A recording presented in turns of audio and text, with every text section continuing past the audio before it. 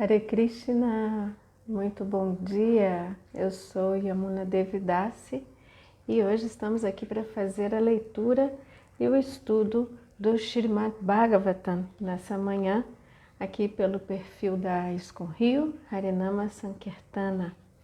Hoje a gente vai ler e aprofundar um pouco os estudos nos versos 18 e 19 do capítulo 4 do canto 4 do Srimad Bhagavatam, capítulo esse intitulado Sati, Abandona o Corpo.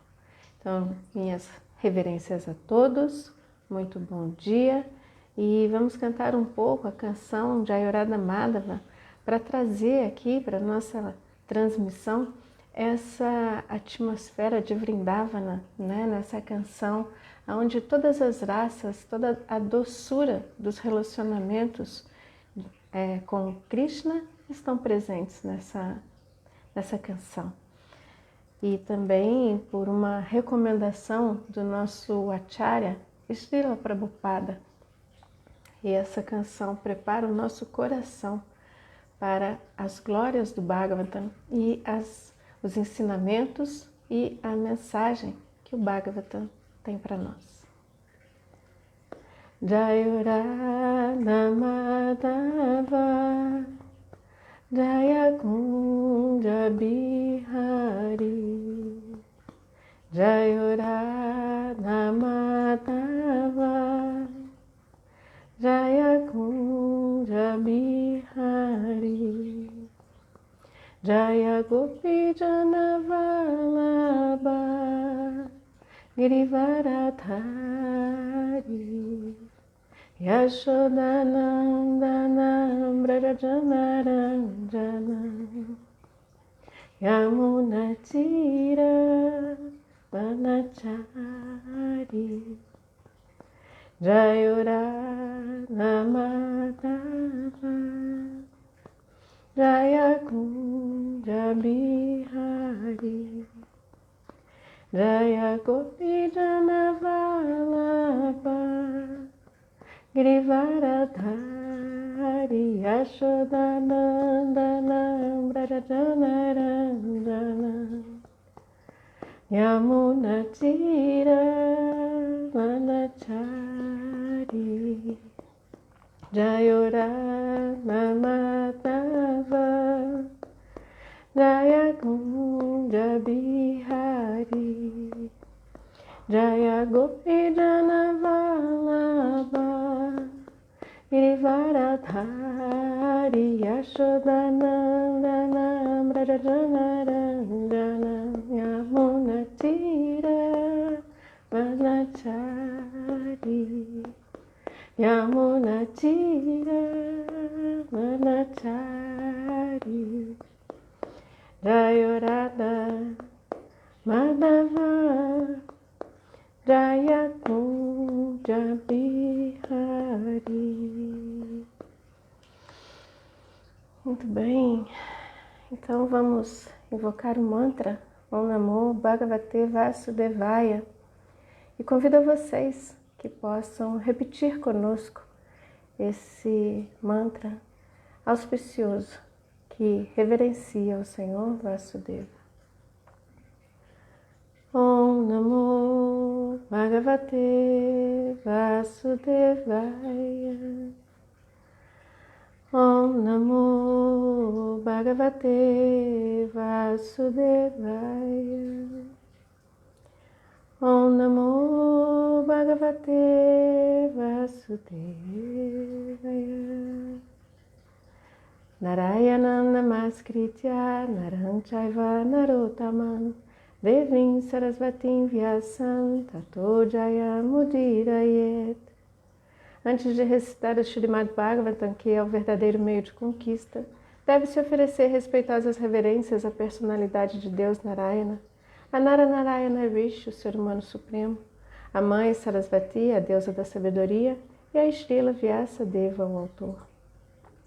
Nasta prayeshu abhadreshu nityam bhagavata sevaya bhagavati utamashloke bhaktir bhavati naistiki. assistindo regularmente às aulas sobre o Śrīmad Bhagavatam e prestando serviço ao devoto puro, tudo que é molesto ao coração é quase completamente destruído, e o serviço amoroso à Suprema Personalidade de Deus, ao qual se louva com canções transcendentais, se estabelece como um fato irrevogável. Jai. Bom, espero que esteja ok com a transmissão, que vocês possam ter um bom áudio nessa transmissão também. E coloquem aqui os comentários de vocês para que a gente possa interagir pelo chat. Hoje a leitura que faremos é do 4º canto, capítulo 4, e os versos 18 e 19. Então vamos aos versos de hoje. O capítulo é intitulado Sati abandona o corpo. Atastavot panamidam kalevaram nadaraishi kantagahina jagasya mohadi vishuddhin mantaso jugupsitasyo dharanam prachakshate. Tradução palavra por palavra. Hare Krishna, muito bem-vindos. Luiz Rocha Goulart, Sérgio Azevedo, Hare Krishna, minhas reverências. Tradução palavra por palavra. Ataha, portanto, tava, de ti, utpanam, recebido, idam, este, kalevaram, corpo, nadaraishye, não manterei, shitikanta garhina, que blasfemaste o Senhor Shiva. Jagdasya, que foi comido. Mohat, por enquanto. Ri, por quê. Vishuddhin, a purificação. Andasaha, do alimento. Jugupsitasya, venenoso. Udaranam, vomitando. Prachakshate, declara. Tradução e significado dados por sua divina graça, Srila Prabhupada. Jai, Srila Prabhupada. Portanto, não manterei mais este corpo inútil, o qual recebi de ti, que blasfemaste o Senhor Shiva. Se alguém comeu alimento venenoso, o melhor tratamento é vomitar. Significado. Uma vez que Sati era a representação da potência externa do Senhor, estava em seu poder aniquilar muitos universos, incluindo muitos dakshas. Porém, a fim de salvar seu esposo da acusação de que ele se serviu da esposa Sati para matar Daksha, pois ele não podia fazer isso devido à sua posição inferior, ela decidiu abandonar seu corpo. Verso 19. Navedavadam anuvartate nati swaeva loke ramato mahamune yatagatir deva manushayo pritak swaeva dharmena parankshipetistitaha. Não. Vedavadam, regras e regulações dos Vedas. Anuvartate, seguir. Matihi, a mente. Sue, em seu próprio. Eva, certamente. Loke, no eu. Ramataha, desfrutando. Mahamuner, de transcendentalistas elevados. Yata, como. Gatihi, o caminho. Deva Manushayor, dos homens e dos semideuses. Pritak, separadamente. Swe, em seu próprio. Eva, sozinho. Dharme, dever ocupacional. Não. Param, outros. Kshipet, deve criticar. Stitaha, estando situado. Hare Krishna, Otávio Daniel, Muito bem-vindo, bom dia, minhas reverências, Haridarshana, meu querido amigo, minhas reverências, que bom que está aqui, todas as glórias a Srila Prabhupada. Tradução do verso. Krishna Das, Hare Krishna, minhas reverências, Dandavats. É melhor executarmos nossos próprios deveres ocupacionais do que criticar os alheios. Transcendentalistas elevados podem, às vezes, ignorar as regras e regulações dos Vedas, uma vez que não precisam segui-las, assim como os semideuses viajam no espaço, ao passo que os homens comuns viajam sobre a superfície da Terra. Significado. O comportamento do transcendentalista mais elevado e o comportamento da alma condicionada mais caída parecem o mesmo. O transcendentalista elevado pode ultrapassar todas as regulações dos Vedas, assim como os semideuses viajando no espaço passam sobre todas as selvas e montanhas na superfície do globo, embora um homem comum, que não tem essa capacidade de viajar no espaço, precise enfrentar todos os obstáculos. Embora o queridíssimo Senhor Shiva pareça não seguir todas as regras e regulações dos Vedas, ele não é afetado por tal desobediência, mas o homem comum que quer imitar o Senhor Shiva se equivoca. O homem comum precisa seguir todas as regras e regulações dos Vedas, as quais uma pessoa que está na posição transcendental não precisa seguir. Daksha criticou o Senhor Shiva por este não seguir todas as estritas regras e regulações dos Vedas, mas Sati afirmou que ele não tinha necessidade de cumprir tais regras. Declara-se que para alguém que seja poderoso como o sol ou o fogo, não há questões de pureza ou impureza. O brilho do sol pode esterilizar um lugar impuro, ao passo que, se alguém mais tivesse de passar em tal lugar, seria afetado. Não se deve tentar imitar o Senhor Shiva. Deve-se antes seguir estritamente os próprios deveres ocupacionais prescritos. Não se deve difamar uma personalidade grandiosa como o Senhor Shiva. Jai Srila Prabhupada. Então vamos repetir os versos para que eles fiquem realmente bem fixos, né, na nossa mente, na nossa consciência, para que assim possamos aprofundar no seu sentido, no seu significado, trazendo isso para os nossos dias, para a nossa realidade, para a nossa vida, né, como uma mensagem, um ensinamento, uma prática. Portanto, não manterei mais este corpo inútil, o qual recebi de ti, que blasfemaste o Senhor Shiva. Se alguém comeu alimento venenoso, o melhor tratamento é vomitar. É melhor executarmos nossos próprios deveres ocupacionais do que criticar os alheios.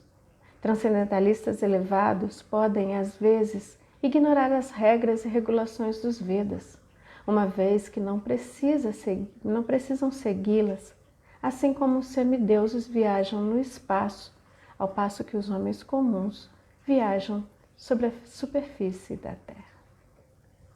Jai. Bem-vindo, Alexandre Lima, bom dia, minhas reverências, todas as glórias a Srila Prabhupada. Então vamos aqui invocar os mantras de reverência, né? Invocando os mestres espirituais para que nos ilumine e nos dê a capacidade e a condição necessária para compreendermos o Bhagavatam. Om Jnanati Mirandasha Janana Jana Shalakaya Chakshirum Militam Jana Tasmai Sri Gurave Namaha Sri Chaitanya Manobhishtam Staptam Yena Bhutale Swayam Rupa Kadamahyam Dadati Swan Padantikam Namo Vishnu Padaya Krishna Prestaya Bhutale Srimate Bhaktivedanta Swami Iti Namine. Namaste Sarasvati Devi Gauravani Pracharine. Nirvishesha Shunyavadi Paschatya Deshatarine. Vanchakalpatarubhyascha Kripa Sindhubhya Cha. Patitanam Pavanebhyo Vaishnavebhyo Namo Namaha. Jai Sri Krishna Chaitanya Prabhu Nityananda Shri Advaita Gadadara Shri Vasadi Gaura Bhakta Vrinda. Hare Krishna Krishna Krishna Hare Hare, Hare Rama Rama Rama Hare Hare.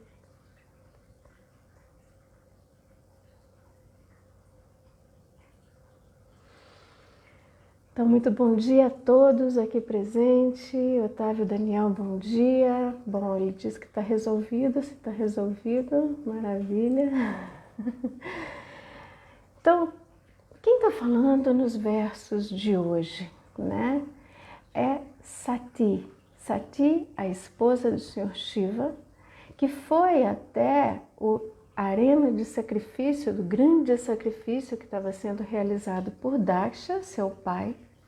E lá ela viu, né, as ofensas diretas feitas a seu esposo, o Senhor Shiva. E então Sati, da sua posição tão elevada, e a gente vai discorrer sobre isso aqui hoje, ela então começa a apresentar uma série de argumentos para Daksha, para que ele possa tomar consciência do seu equívoco, da sua falha, da sua atitude ofensiva contra o Senhor Shiva. Então Sati, ela está dizendo aqui, no primeiro verso, que é melhor abandonar o próprio corpo do que fazer parte, ter uma conexão, uma relação com um blasfemador, com um ofensor. Assim como a gente come alguma coisa que faz mal, o tratamento é vomitar, é pôr aquilo para fora. Então, Sati deixa claro nesse verso o seu desejo em se desligar completamente, em se desconectar completamente com toda a relação que a liga intimamente com Daksha, seu pai. Para que ela, então, possa cortar esse vínculo com as ofensas que foram feitas contra seu esposo. E depois, no verso seguinte, ela diz que é melhor nos ocuparmos nos nossos deveres prescritos do que nos preocuparmos com o dever alheio, com as atividades alheias. Porque transcendentalistas elevados, na posição do Senhor Shiva, por exemplo, estão além de qualquer regra e regulação, porque já alcançaram um estado de consciência, né, de liberação de todo tipo de identificação corpórea, material, já transcenderam e estão tão além de toda essa condição presa na matéria, que para essas pessoas regras e regulações não têm sentido. Seguir regras e regulações é uma fase específica, importante e necessária para almas comuns, correntes, condicionadas na identificação corpórea e que precisa de uma prática constante, disciplinada de regras, de regulações que vão ajudá-lo a transcender. Mas aqueles que já estão nessa posição elevada de transcendência, por mais que suas atividades pareçam da mesma natureza e da mesma condição que almas condicionadas comuns, essa aparência é a casca externa, porque a consciência já está fixa no Senhor. Então a gente vai ver um pouco desses temas, né, que estão percorridos pelos versos que acabamos de ler. E a gente chega nesses versos hoje, os versos 18 e 19, como o ápice desse capítulo. Nós estamos chegando aqui no momento auge do capítulo, uma vez que esse capítulo se chama Sati, abandona o corpo. Então, depois de ter já instruído muito seu pai Daksha e ter apresentado todos os argumentos mais elevados sobre o conhecimento védico para compreender a atitude de Daksha, Sati, então, vai tomar essa atitude drástica, aparentemente radical, de por sua própria vontade e condição, abandonar esse corpo e se desligar por completo nessa relação que a vincula corporeamente com Daksha, o blasfemador, o ofensor do Senhor Shiva. Então a gente está chegando no ápice desse capítulo. Ela está dizendo, é melhor abandonar o corpo do que fazer parte dessa ofensa.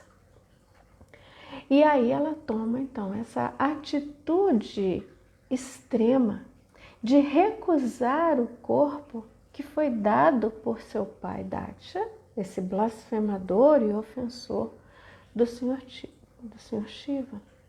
Essa atitude a levou ao ponto radical de colocar fim ao seu próprio corpo, mas no intuito de não corroborar com a ação do blasfemador de seu marido, Senhor Shiva. Então não é aquela, eu vou abandonar o corpo porque eu estou sofrendo, eu vou abandonar o corpo porque eu não consigo mais resolver meus problemas, eu vou abandonar o corpo porque essa vida não faz mais sentido. Não. A posição de Sati é completamente diferente dessa posição aparentemente angustiada e sofrida de uma pessoa que quer abandonar o corpo porque não consegue mais realizar, né, a sua vida plena. O que ela queria, na verdade, o que ela está ensinando e instruindo é que nós não devemos compactuar com a atitude do ofensor. E assim não ter mais, né, já que ela prefere abandonar esse corpo que a vincula a Daksha, então é melhor abandonar, né, ela está expondo aqui a sua compreensão de que é melhor não ter mais a sua existência vinculada ao seu pai, Daksha, que deu a ela esse corpo, né? E que muitas vezes, por causa dessa relação de Daksha, o seu pai, que lhe deu esse corpo material, ela então era chamada de Dakshayani. O próprio Senhor Shiva a chamava às vezes de Dakshayani, a filha de Daksha. Então isso começou a soar mal para Sati. Ela já não tinha mais um sentimento de afeto, de carinho que a relacionasse ao seu pai. E esse corpo era o que ela tinha de mais íntimo, né, da relação com seu pai, que foi dado por ele, né? Então, esse é o contexto que nós estamos aqui vendo hoje e a razão mais profunda pela qual Sati toma essa atitude extrema e aparentemente radical, a gente vai aprofundar ainda ao longo dessas nossas reflexões de hoje. Mas a gente tem que lembrar, né, porque, poxa, afinal, o Bhagavatam está aqui tratando de uma pessoa que tira a própria vida, de um tema tão sensível como esse, né? É isso que o Bhagavatam está estimulando aos seus estudiosos, aos seus leitores, aos devotos. Então, isso é uma questão que a gente precisa compreender muito bem, profundamente no Bhagavata.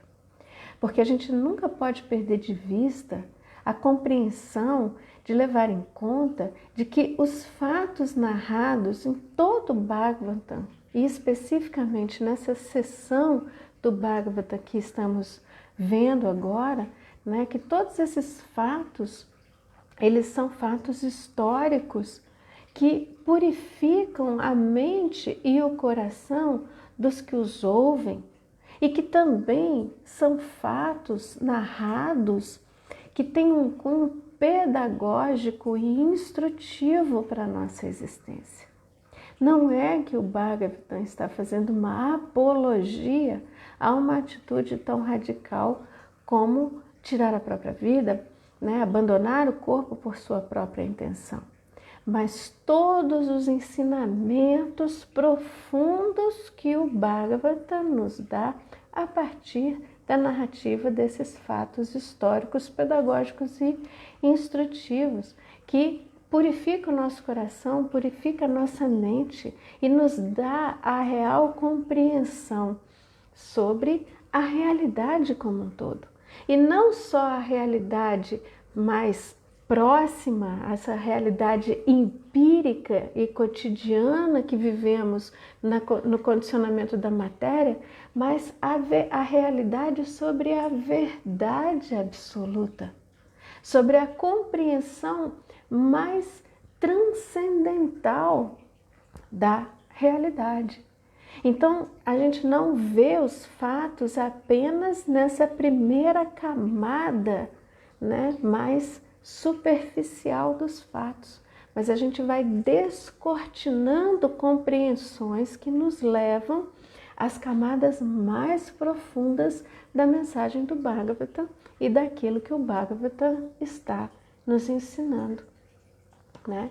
E ter o Bhagavatam, né, como esse caminho norteador, né, do conhecimento acerca da verdade absoluta nessa era de Kali é o que ainda nos dá o pilar da veracidade nessa era das desavenças e da hipocrisia, né? Nessa era de Kali Yuga, aonde as suas principais características é a desavença, é a hipocrisia, é a mentira, é toda uma série de circunstâncias, né, densas, pesadas para a nossa existência aqui nesse plano material. Então isso quer dizer que devemos entender e aprender com o Bhagavata sobre como agir diante e mediante as situações mais corriqueiras da vida, mas aqui, fundamentalmente nessa sessão do Bhagavatam, sobre as ofensas cometidas, ouvidas e praticadas, né? Então nós estamos tendo os ensinamentos profundos do Bhagavatam sobre o grande mal que significa a ofensa, a blasfêmia a um devoto puro do Senhor Supremo Sri Krishna, né? E aí a gente pode compreender isto, a ofensa, a gravidade de ofender não apenas o devoto, e um devoto puro e elevado, mas a qualquer pessoa, qualquer entidade viva, né? Porque lembramos que toda entidade viva tem em si o Paramatma, a representação, a expansão direta do Senhor Vishnu no coração de todas as entidades vivas e que nós somos centelhas espirituais, parte e partícula do Senhor Supremo, que temos a mesma qualidade Satitananda que o Senhor, numa proporção infinitesimal, mas somos uma centelha espiritual da mesma natureza do Senhor. E assim precisamos ver todo mundo, todas as entidades vivas com equanimidade, lembrando a sua natureza constitucional. Então, Sati, ela está nos instruindo, nos dando os ensinamentos para compreender como agir diante da ofensa praticada, da ofensa que podemos estar conectada a ela só por ouvir, só por estar nos relacionando com o ofensor. Então, além dessa condição, nós também devemos entender profundamente a posição de um transcendentalista elevado, de uma alma autorrealizada e liberada, tal como o Senhor Shiva. E a diferença desse transcendentalista, dessa alma elevada, com a alma corporificada, identificada com a matéria, condicionada por ela, tão bem exemplificado aqui por Daksha. Então a gente tem aqui personalidades muito, muito importantes, significativas, para a gente compreender realmente quem são essas personalidades, qual a natureza dessas personalidades, como que eu me relaciono com elas e aonde que eu me vejo e me encaixo, enquanto a minha natureza e enquanto o meu comportamento. Então a gente tem a figura emblemática do Senhor Shiva, esse transcendentalista elevado, tem uma estátua específica, o Senhor Shiva, né? Ele não é só uma alma liberada, um transcendentalista elevado, né? O maior de todos os Vaishnavas. Meu Senhor Shiva é a própria expansão do Senhor em contato com a natureza material, né? O Senhor fala, eu sou o Pai que dá a semente, mas quando Vishnu lança o seu olhar sobre Prakriti, a energia material, esse olhar de Krishna, de Vishnu, é Shiva. É essa expansão de Shiva em contato com a matéria para que se estabeleça toda a criação material. Então esse é o Senhor Shiva.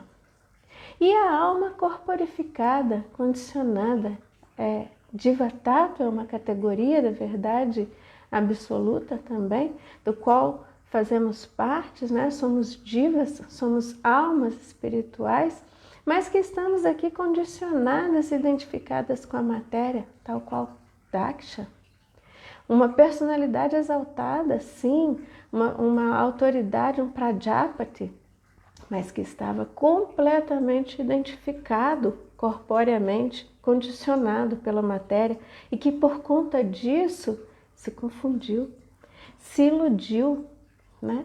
Se achou numa condição de autoridade tal, entendendo que o próprio Senhor Shiva deveria prestar reverências a ele, e não prestou.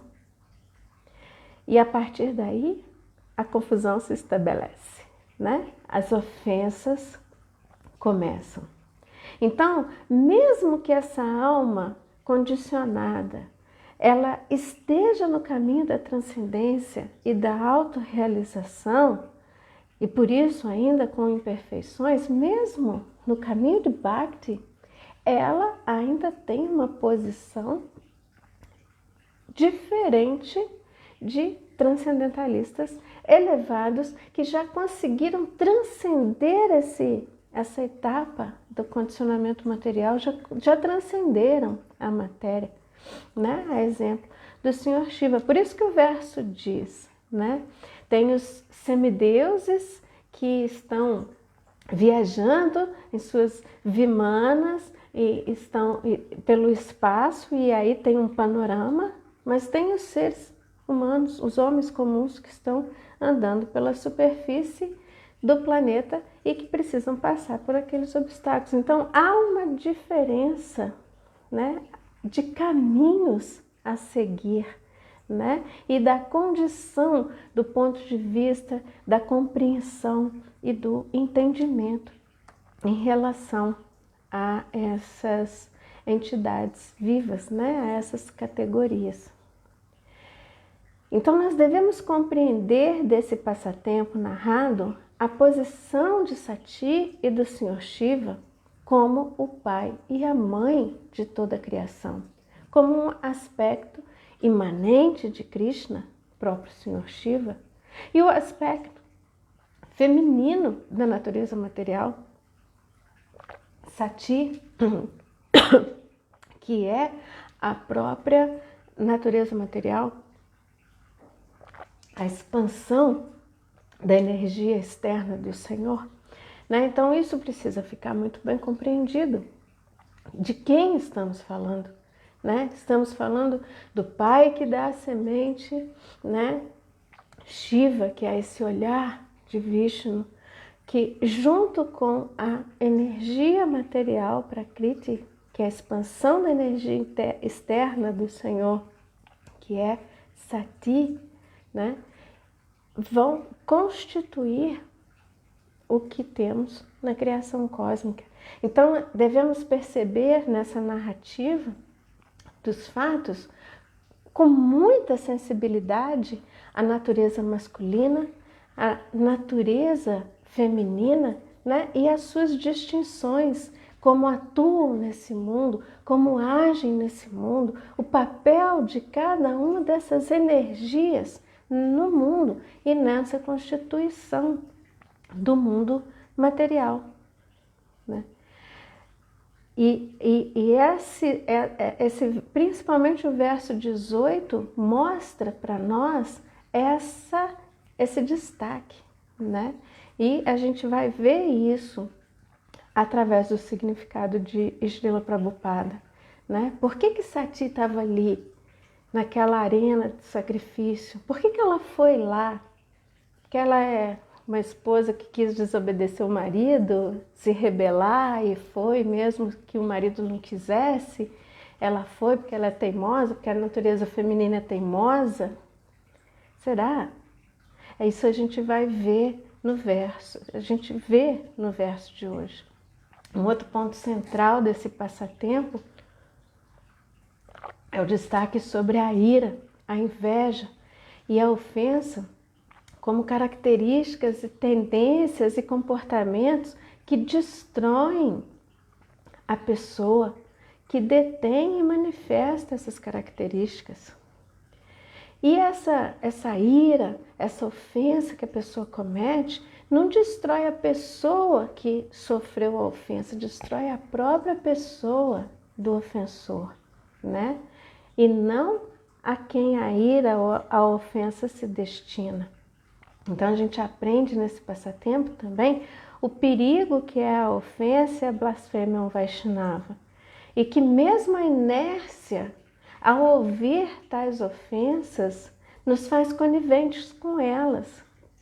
E que, portanto, então torna essa pessoa tão responsável pela ofensa quanto aquele que diretamente blasfemou, né? Então fica ressaltado pelo verso 18 que tal conivência é pior que a morte, pois essa associação ela degrada a mente, degrada a alma, leva a pessoa à queda e à degradação da sua vida espiritual, da sua consciência, da sua posição em que ela alcançou até mesmo no caminho devocional, no caminho de Bhakti, né? Então isso fica bastante pontuado nessa seção de versos. A postura de Sati nesse passatempo demonstra realmente a sua posição de poder, de conhecimento e de devoção, e que nenhum momento é colocado em xeque por ninguém naquela assembleia, sejam homens ou semideuses que estavam ali presentes. E por quê? Porque, a despeito da sua posição de mulher, de esposa, de filho, ninguém contradisse, ninguém calou Sati naquela assembleia. Muito pelo contrário, porque a posição de Sati dava a ela toda a credibilidade, o respeito, a hombridade necessária para expor os seus argumentos filosóficos, esclarecendo e ensinando a audiência que estava ali naquela assembleia. E assim ela é ouvida por todos de forma respeitosa e honrada. Sati é a representação da expansão externa de Krishna, da energia material. Então, tudo do que foi dito por ela ali, expressado por ela, enquanto na sua posição originária e constitucional, respeitada por todos, não foi contestado nada do que ela disse por nenhum dos presentes, visto que ela, em sua posição elevada e exaltada, estava apresentando os argumentos filosóficos corretos, pautados e fundamentados no pleno conhecimento védico, transcendental, cuja meta última é o amor e o serviço à Suprema Personalidade de Deus, que fica exemplificado aqui pelo próprio Senhor Shiva. Seu serviço devocional e seu amor puro pela Suprema Personalidade de Deus, sem mácula, de forma pura, de forma fixa, nista, né? E que, portanto, o respeito e o reconhecimento a esse devoto deve ser ensinado, reforçado, demonstrado em termos práticos até as últimas consequências, que foi o caso de Sati abandonar o corpo, né? Então, é muito pedagógico, é muito instrutivo para entendermos essa condição, né, de conivência, muitas vezes, com situações inadequadas, situações de injustiça, situações de ofensa, situações, né, de blasfêmia contra as pessoas em geral e fundamentalmente quanto um transcendentalista e uma personalidade tão exaltada e elevada quanto o Senhor Shiva, né, o maior de todos os Vaishnavas, onde o seu serviço devocional e seu amor puro por Krishna não tem mácula. Então é importante a gente destacar aqui no significado do verso 18, né, o que Prabhupada nos diz. Ele diz o seguinte: uma vez que Sati era a representação da potência externa do Senhor, estava em seu poder aniquilar muitos universos, incluindo muitos dakshas. Ela é a própria energia material.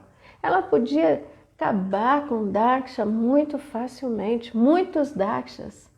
Acabar com o universo inteiro, com a criação material toda, se ela quisesse.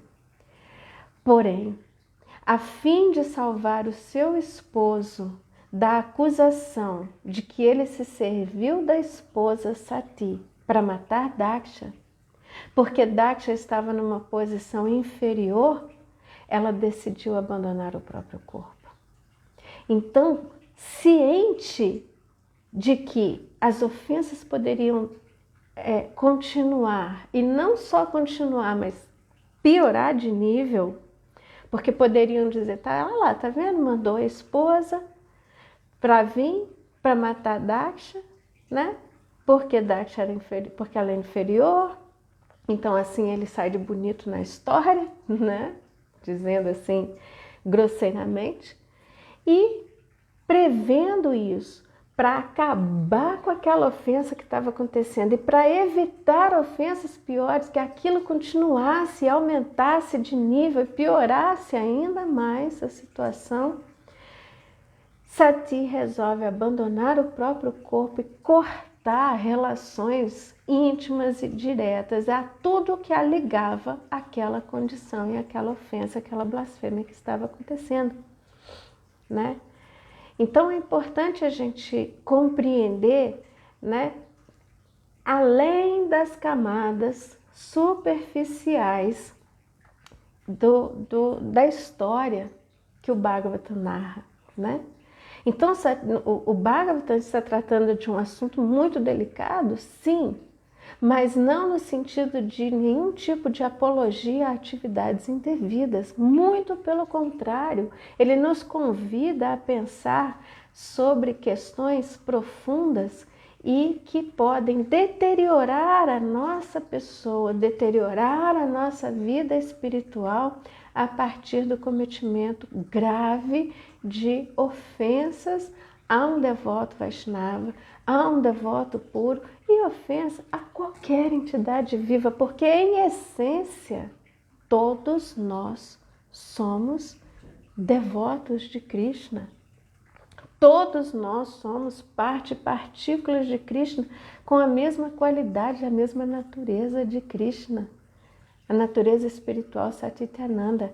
Alguns já despertaram para isso, outros não.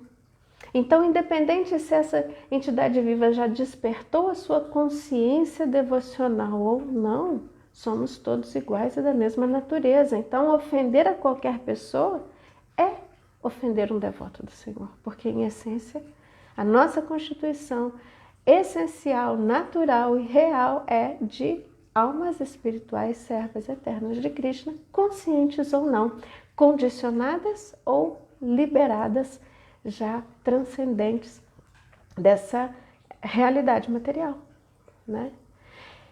Então, entendendo que Sati é a própria energia material do Senhor, seu poder, sua posição como representação da energia externa do Senhor é maior do que qualquer autoridade temporária e situacional, como de Daksha, por exemplo, né? Ou qualquer outro presente ali naquela assembleia. E sua compreensão sobre o conhecimento do absoluto, da verdade absoluta, é tal que com sabedoria, para livrar o Senhor Shiva de mais blasfêmias e incompreensões devido a condicionamentos material e corpóreo, e assim também livrar todos ali daquela assembleia de cometer mais ofensas graves contra o maior de todos os Vaishnavas, ela decide não matar Daksha, mas sim aniquilar o próprio corpo, colocando fim a todo tipo de relação corpórea e material que a relacionava com Daksha, e que pudesse, por ignorância dos presentes, denegrir o caráter do seu esposo, o Sr. Shiva. Infelizmente, a gente vai ver que mais à frente, né, já dando um spoiler dos próximos capítulos, né, cenas dos próximos capítulos, não foi bem assim que aconteceu, né, porque a ignorância e a identificação corpórea de todos ali presentes, o desconhecimento ainda é muito arraigado, muito forte, e acabou levando a graus cada vez mais elevados de ofensas, injúrias, maldições e contra-maldições, né? Daksha perde completamente a cabeça, né? Seguidores do Sr. Shiva e sábios como Brigo e vários outros entram então numa condição de maldições e contra-maldições terríveis, e que Daksha vai realmente e literalmente perder a cabeça, né? Até que uma nova cabeça possa lhe ser posta no pescoço para que ele realmente tome consciência do que fez e dos seus atos. Foi dito aqui, né? Daksha vai ficar com a cabeça de bode. Daksha vai perder a cabeça e ganhar de prêmio uma cabeça de bode. Então, pensando em tudo isso, Sati abandona o corpo, mas não consegue evitar assim que a coisa ganhe um grau mais grave, né? Um outro ponto importante a ser destacado aqui, que está no verso 19, é esse conselho supremo, né? Máximo que todos nós devemos seguir. Ocupar-se com os próprios deveres e esquecer os deveres dos outros. ou seja, é melhor executarmos nossos próprios deveres ocupacionais do que criticar os alheios. Essa é uma pontuação dármica, um argumento dármico. Cada um de nós temos a nossa natureza psicofísica, temos aquilo que é da nossa condição natural de exercer, de viver nesse mundo. Nós temos os nossos deveres prescritos, os nossos deveres ocupacionais. Então devemos nos ocupar em realizar esses deveres ocupacionais, mesmo que imperfeitamente, e deixar com que as outras pessoas, as outras entidades vivas se ocupem nos seus próprios deveres, sem ficar olhando para o outro, criticando o que ele faz, julgando o que ele faz, né? E esquecendo dos seus próprios deveres, de realizar, de conduzir, né, os seus deveres prescritos a partir da sua própria natureza. Então, é importante com que façamos aquilo que é próprio da nossa natureza e deixar, né? Deixa o coleguinha com a natureza dele, deixa o coleguinha viver as condições dármicas que ele tem para viver na sua existência a partir dos seus deveres ocupacionais, da sua natureza psicofísica, né? Então, fazer bem feito o nosso dever ocupacional sem julgar o feito alheio, seja qual for. Então, o conselho que Sati está nos dando aqui, siga seu Dharma, sua natureza, e deixe o outro seguir a sua própria natureza dármica. Então, para de olhar para Shiva, né, que está com cinzas de crematório no corpo, enguirlandado com crânios e que vive nos crematórios com legião de fantasmas seguindo.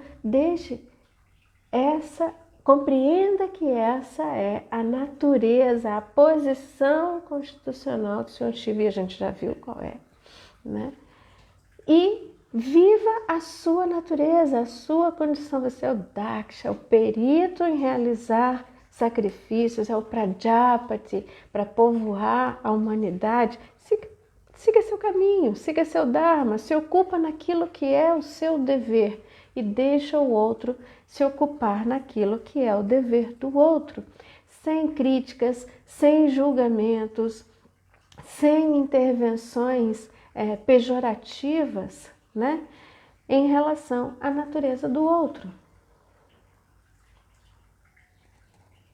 Então, Sati está instruindo sobre essa injunção védica, exatamente porque Daksha se coloca ali na condição de ofender o Senhor Shiva a partir da sua aparência, da sua natureza, se importando mais com o que Shiva faz do que com ele próprio, o que ele próprio está fazendo, que está destruindo a sua vida espiritual, destruindo a sua própria pessoa ao ofender, injuriar, caluniar um grande devoto Vaishnava, né?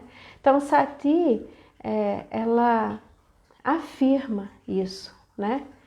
Que transcendentalistas elevados podem, às vezes, ignorar as regras e regulações dos Vedas, uma vez que não precisam segui-las, que é o caso do Senhor Shiva.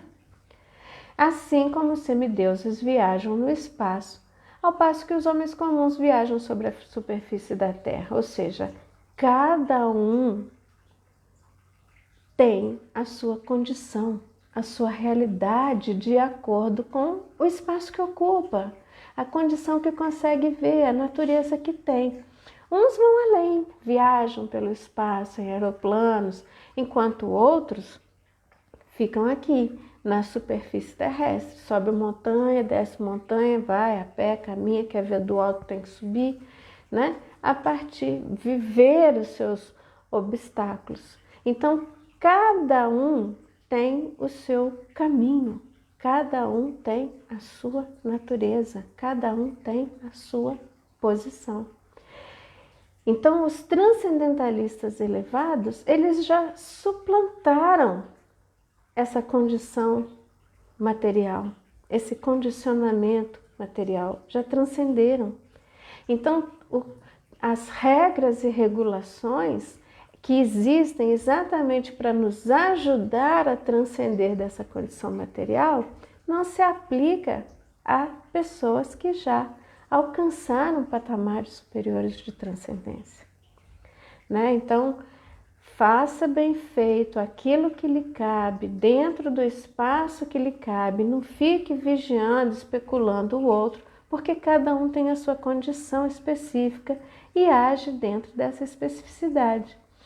E toda vez que a gente estiver fazendo isso, né, de fiscalizar, de vigiar, de criticar o outro, fazemos isso a julgar pelo nosso perímetro, pelo nosso campo de visão, de análise, que não cabe ao outro, cabe apenas a nós mesmos. Então eu não posso estar aqui na superfície do globo terrestre, passando todos os obstáculos e condições daqui postas nessa superfície e daqui olhar lá para cima para o outro semideus que está lá viajando nos espaços, nos planetas celestiais e outras dimensões e fala, não, mas olha como é que ele está errado, olha o que ele está fazendo isso, está fazendo assim, está fazendo aquilo, mas o meu campo de visão é aqui, o campo de visão dele está lá. Então cada um dentro da sua perspectiva, né? A Bhagavad Gita, no capítulo 18, no verso 47, afirma o seguinte, o próprio Senhor Krishna dizendo, é melhor alguém dedicar-se à sua própria ocupação, mesmo que a execute imperfeitamente, do que aceitar a ocupação alheia, executando-a com perfeição.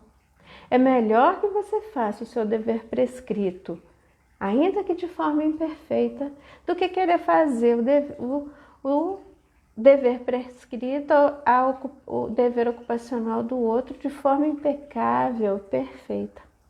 Porque você está, assim, incorrendo numa atividade equivocada, uma atividade que não é a sua. Os deveres prescritos, conforme a natureza da pessoa, nunca são afetados por reações pecaminosas.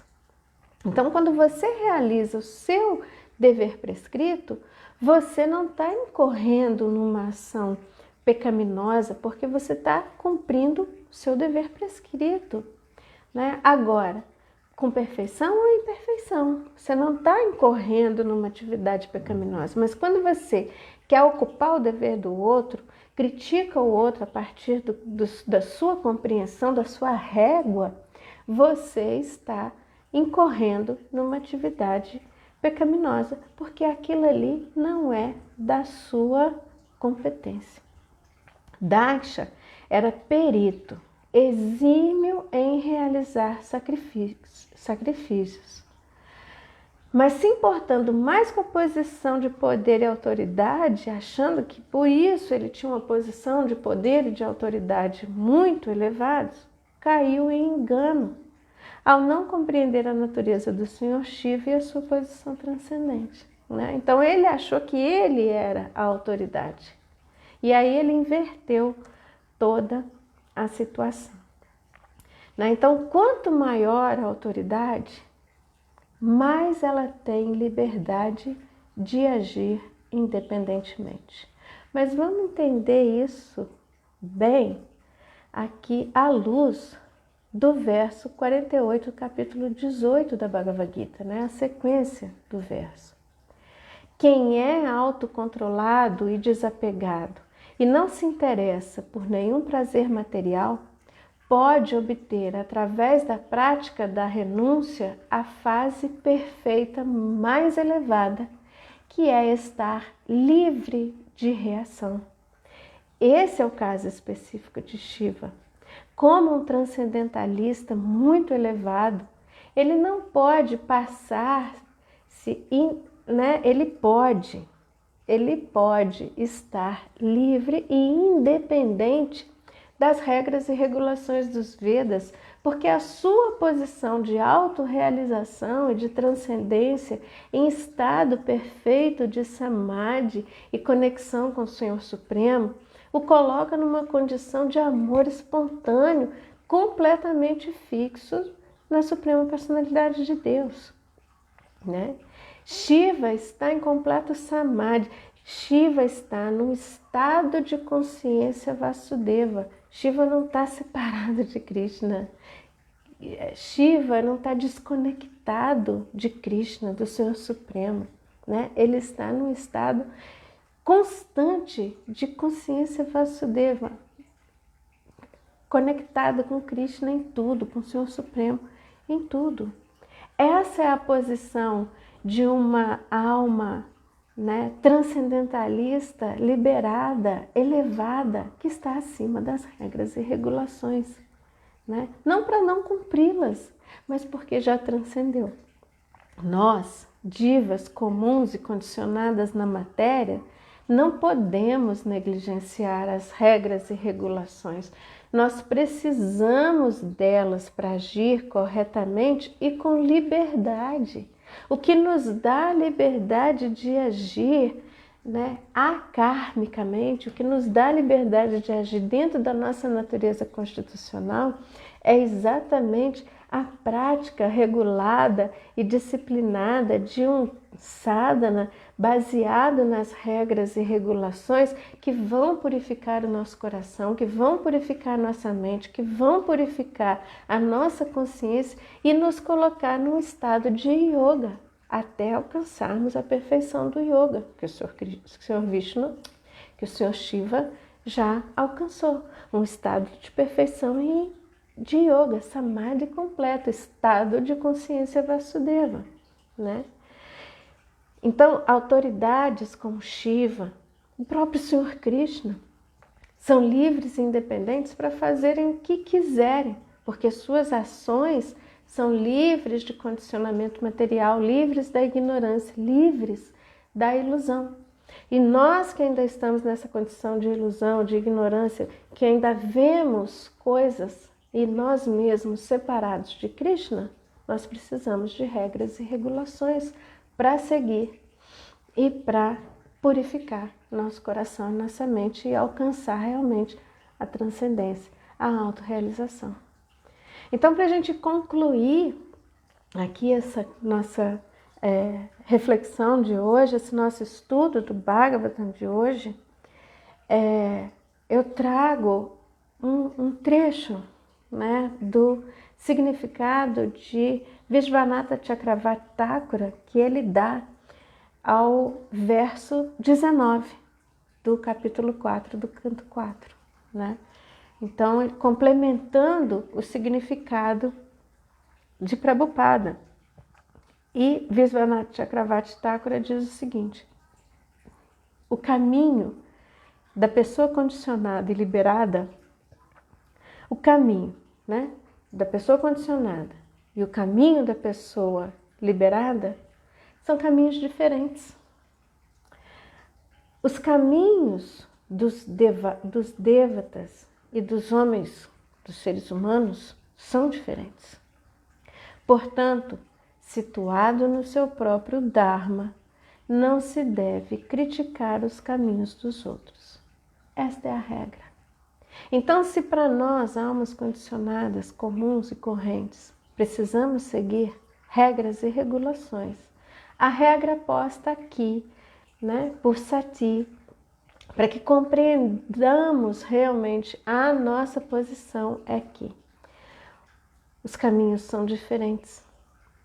Homens comuns, devas, semideuses, pessoas autorrealizadas, almas liberadas, transcendentalistas elevados, têm um caminho. Almas comuns e correntes condicionadas têm outro caminho, né? Então, siga o seu Dharma, siga o seu caminho, sem se preocupar com o caminho alheio. Com isso, você não vai incorrer em reações pecaminosas, né? Isso te ajuda a livrar de ofensas, de críticas, de injúrias, de julgamentos equivocados sobre o outro, a ponto de gerar conflitos tão grandes e a exemplo do que o passatempo está nos mostrando e que assim você vai estar evitando grandes problemas que vão degradar a sua condição pessoal, a sua condição de consciência e vão degradar a sua vida espiritual. Então eu concluo aqui essa reflexão sobre os versos de hoje e a gente tem muitas contribuições para interagir aqui no chat. Eu vou pedir um pouco de calma e paciência a vocês para que eu possa lidar aqui com essa tela, com essa condição aqui que o celular me dá. E também porque eu não sou uma pessoa muito tecnológica e que sabe lidar bem com essas questões. Então nós temos aqui presente Luiz Rocha Goulart, Hare Krishna, bom dia. Sérgio Azevedo, Hare Krishna. Otávio Daniel, Hare Krishna.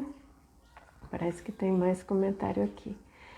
Otávio Daniel, aceite as minhas reverências, Mataji. Será que é somente no meu dispositivo que está sem áudio? Alguém pode confirmar se estão ouvindo os ensinamentos, por favor? Ah, por isso a questão do resolvido, né, Otávio? Então, bom, está resolvido, que bom, né? Mas parece que foi um problema pontual. Hare Darshana, Hare Krishna, minhas reverências. Todas as glórias da Srila Prabhupada, Bhakti Vaibhava aqui, Jai, né? Somos colegas aqui, companheiros de estudo no curso do Bhakti Vaibhava. Krishna Das, Hare Krishna, Dandavats. Bom, vamos, travou aqui, tá indo. Alexandre Lima, bom dia a todos, seja um dia auspicioso de luz, Hare Krishna. E aí, Otávio aqui, resolvido. Nossa, toda hora sobe, né? Eu já passei alguns comentários. E aí sobe lá, Alexandre Lima, Otávio resolvido. Krishna Das, Harinama Sankirtana, ISKCON, Rio de Janeiro. Faz aqui comentários importantes e relevantes que nos instrui e que complementa o nosso estudo de hoje. E diz assim, também temos que levar em conta que Sati era a própria deusa Durga e que tinha a capacidade de deixar seu corpo e nascer de novo como esposa do Senhor Shiva, Parvati. Exatamente. Sati é a própria Durga, a própria deusa da energia material. Então ela tinha esse poder, né? Essa condição também mística de abandonar esse corpo material, como fez, e a gente vai saber, né, aqui no próprio passatempo, que depois ela vem num outro corpo como Parvati, que também se torna esposa de Shiva, porque essa é a sua condição natural e existencial, né? E também esse passatempo ocorreu no plano celestial. E continua, mesmo que uma alma condicionada consiga se auto-incinerar, irá assumir um corpo de fantasma. Ninguém deve tentar imitar a deusa Sati, assim como ninguém deve tentar imitar o Senhor Shiva.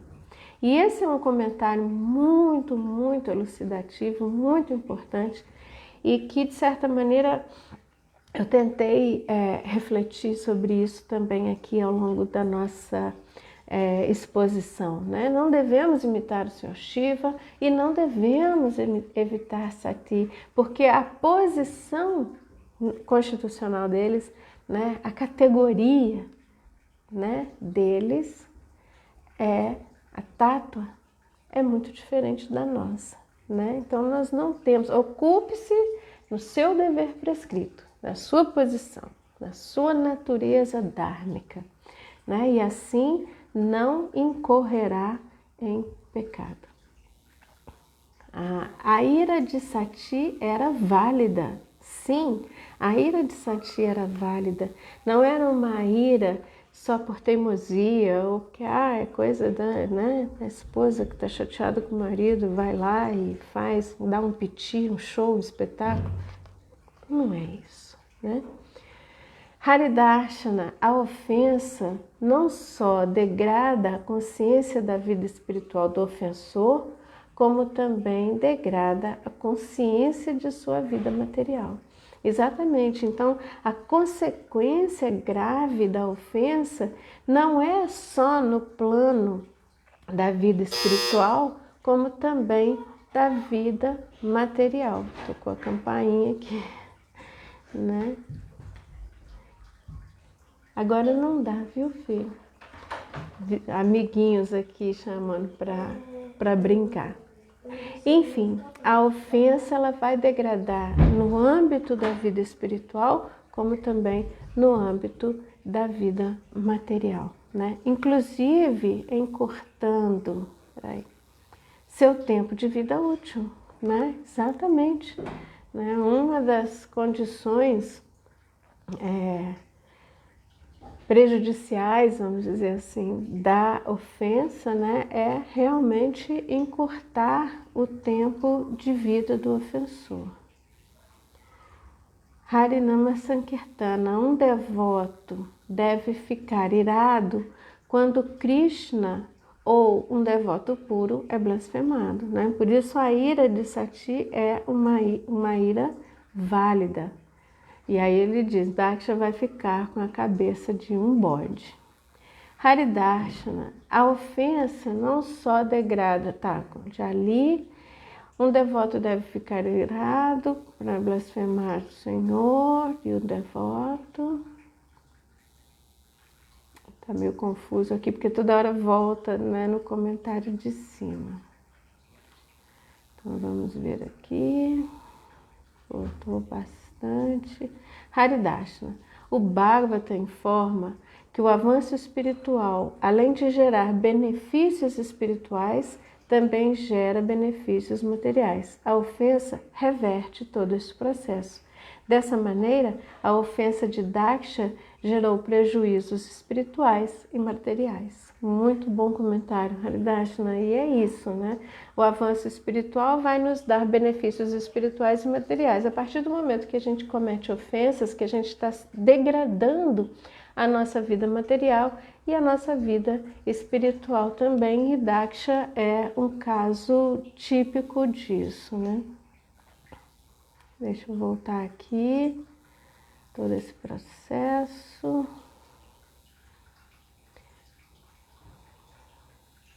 Nossa, volta lá em cima. E aí Harinama Sankirtana diz, cada um deve olhar para o seu nariz, né? Tem um dito popular, né? Bem popular e assim, bem... assim, quase vulgar, né? Que eu vou ousar usar aqui, né? O macaco senta no rabo para falar do rabo do outro, né? Então, assim, como Harinama Sankirtana colocou aqui, cada um deve olhar para o seu nariz, cada um tem que ver a sua condição, a sua ocupação, realizar a sua natureza, né? E não se preocupar com o outro. Claro que a gente devoto, a gente é compassivo, a gente tem associação, tem intimidade com outro devoto, que revela a mente, que abre o coração. Essa é uma condição diferente, né? É uma condição de associação, de relacionamento, em que um está ajudando o outro. Isso é uma condição. Agora aqui a gente está falando de ofensa, injúria, blasfêmia, críticas que não vão construir, mas vão denegrir. Otávio Daniel.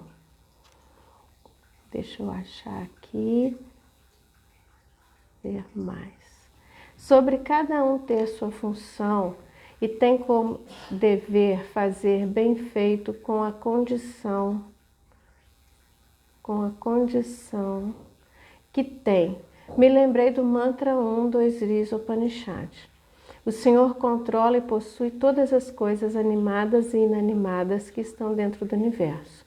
Portanto, todos devem aceitar apenas as coisas que lhes são necessárias, que foram reservadas como sua cota. E ninguém deve aceitar outras coisas, sabendo bem a quem pertence. Sim, né, o Senhor é o supremo controlador e o supremo proprietário de tudo, né? E cada um tem a sua cota, né, de merecimento, seja, né, nas condições materiais a que merece. Então ninguém deve querer nem além e nem aquém daquilo que é da sua cota, né, daquilo que merece. Né? E assim também é a sua natureza material. Você tem aquela natureza material, a sua condição, as suas tendências psicofísicas para agir no mundo dharmicamente, de acordo com aquela posição, para que isso te ajude a exercer o seu Sanatana Dharma, o seu Dharma eterno, de servo de Krishna. Né? Então, o seu Swadharma, a sua condição da sua natureza psicofísica para agir nesse mundo com seus deveres prescritos, não é para te manter e te prender aqui e te dar mais identificação corpórea, mas é que agindo assim no seu Swadharma, você abre caminhos para alcançar o seu Sanatana Dharma, a sua ocupação eterna junto a Krishna, né? Assim como você tem também a sua cota, né, daquilo que é do seu merecimento. Aí ele brinca aqui também com a frase, né, olhar para o seu nariz, né, como diria a sabiá fanqueira, ado cada um no seu quadrado. E também aqui temos a presença de Lilanata Chaitanya Das Hare Krishna, minhas reverências, muito bom tê-lo aqui conosco. E assim eu acho então que passamos por todos os comentários, todas as contribuições aqui da nossa audiência, e eu então concluo aqui essa transmissão, agradecendo a presença de todos, a contribuição e a reflexão aqui de todos, e que tenhamos um excelente dia em consciência de Krishna. Hare Krishna, Srimad Bhagavatam Ki Jai.